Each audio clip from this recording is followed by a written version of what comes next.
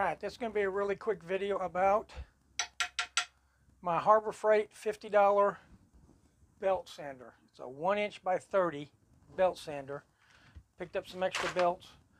Ordered some grit from 40 to 400 and I've been using those. I picked this up because, as you can see, my forge is sitting here. I still need a place to put it. So everything's kind of clustered.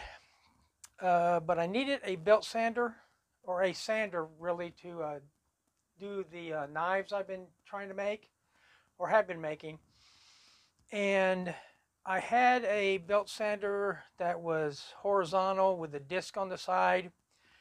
Tried to make knives years ago and it was a disaster. Never could really get it done good. So I picked up this Mr. Volcano Forge, which I got some videos on. Knew I needed a belt sander, and I would say it is a very important piece of equipment. Makes my life so much easier with these blades and stuff. You can see the videos of these people in different countries using hand grinders. Those people know how to do that. Those people do it every day. Those people are extremely skilled. I'm not. I need to cheat. And this right here is how I cheat. $50. Actually, I got it on with a coupon. It was on sale. So normally they're $49, like $95, and I paid with taxes a little over $48. So basically the coupon paid for the taxes.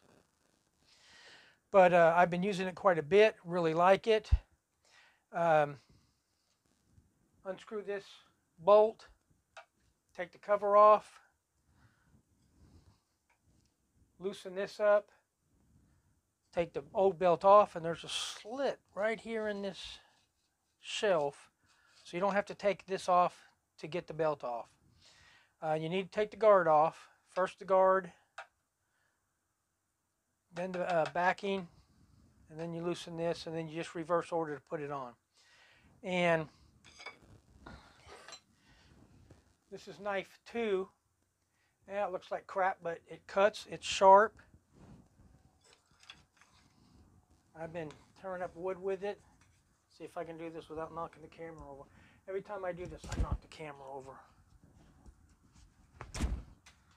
And it takes some pretty good chunks off of this wood. And this is rebar. Hardened up fairly good. Didn't temper it because it didn't harden quite all the way, but I figured it hardened about where I'd want it to be to put on an edge and to keep an edge. Like I said, this is number 2. I'm getting ready to start number 3.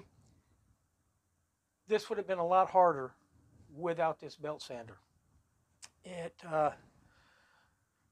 makes it easier to get a straight edge on it. And the reason is, if you're using a horizontal sander, for me at least, it's harder to see and handle. With this, it's just real easy to manipulate, to see what you're doing and what you need to do. Now, that's 400 grit, and this is really not what I would use and what I'm going to do next, but I'm going to do it anyway. Because this is going to just be, it's just a quick video, which my videos never turn out to be that quick.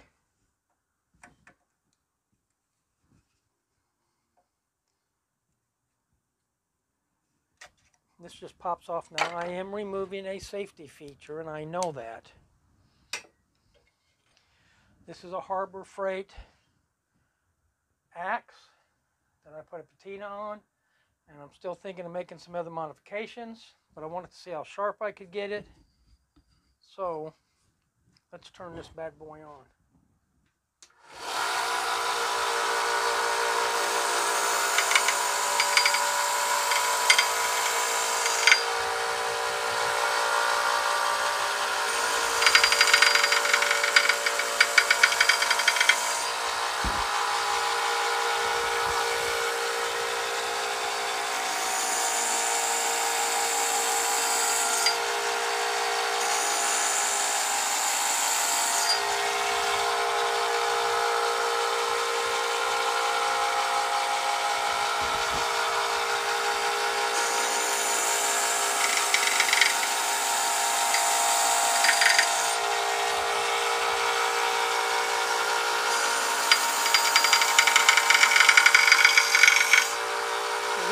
rattling.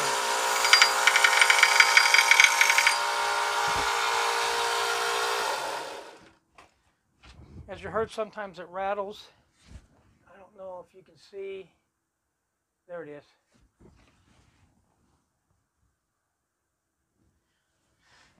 Okay. All right, that still needs a lot of sharpening, but that's actually pretty impressive. I have filed on this and ground on this with not using this, using files and hand grinders, and this is a lot sharper than it's ever been. So this can be used to sharpen axes, longer blades. I've been real impressed with this, and after this, I'm real impressed with it. $50, I mean, come on, guys. But if you're going to be getting into blacksmithing, especially if you're going to be doing knives, you're going to need some kind of a belt sander. And I like the vertical ones. I guess that's what they're called. There's a little bit of play here, and then starting about right here, there's a piece of metal behind it to hold it firm. And then this gives a little bit, which I use this quite a bit. And metal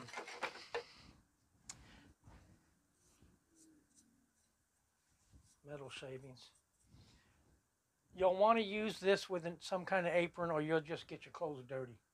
And a respirator, I would recommend, and eye protection, which I don't have a respirator on, but I wasn't doing a lot. It made this a whole lot easier. I'm getting ready to do a breakback sax out of a lawnmower blade, and I'm not sure I would even attempt that without, I take that back. I would have attempted it and failed, but I'm a lot more optimistic since I picked this up that I'll be successful with that. Again, Harbor Freight, oh, and it's adjustable at different angles. Doesn't incline enough to use it for a blade sharpener, but it does have the ability to pivot at different angles. I don't use it, but it might come in handy. But I would highly recommend getting a belt sander, and this belt sander has been doing me really good. And I'm fairly confident even on a longer blade, I could do what I need to do to get it done. And this is my handy dandy Swiss Champ Extra Large that I carry with me all the time and absolutely love. I got to do another video on this. Request video.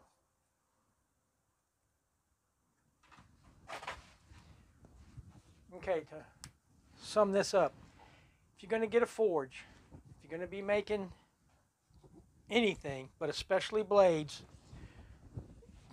this is coming from someone who's a novice and has tried to do it without a belt sander.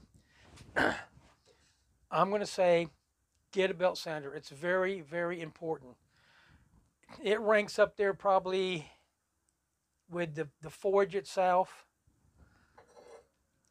the anvil that you use, and then this thing right here, the belt sander that you use. I'm going to say it's probably in the top three of what you need to be, especially if you're doing blades.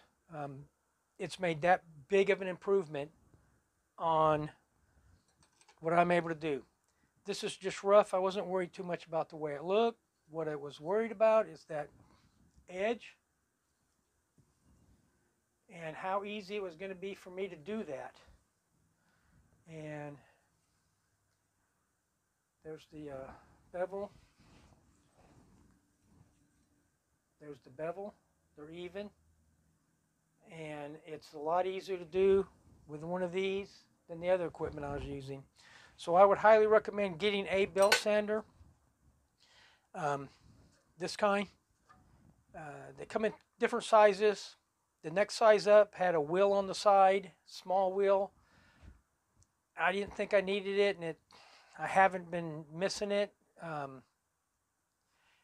If you can afford it, fine, that's good. I'm not sure how useful it will be.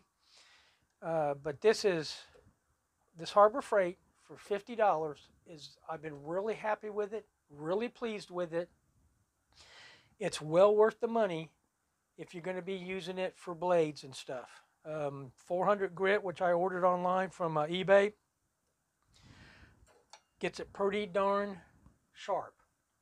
And then you can use a stone or a strop or whatever. But to sum this up, if you're going to forge knives, forge is important, anvil is very important, this is very important. Well, the forge is very important too. $50, most people can afford that. Highly recommend it. Make your life easier. Glad I picked it up. Other companies make them if you don't like Harbor Freight, but I've been real happy with Harbor Freight. It hasn't given me any problems whatsoever. So, like I said, it's worth the money. It does what it needs to do. Been real happy with it. Easy to operate. Relatively easy to change the belt. I would say it's easy to change the belt. You just got a little bit careful to line it up, but not that much. It's one of the easier ones I've used. My little knife sharpening one gives me more problems than this big one. Like I said, it's easy to take it, to get the parts off it. You need to change the belt. You can do that real quick. I would recommend keeping this on it unless you are doing axes and stuff where you need to remove this. Worth the money. My suggestion is, if you're starting off, swing by Harbor Freight, pick one of these up. I think you'll like it. Well, thanks for watching the video. Now if I can turn the damn thing off.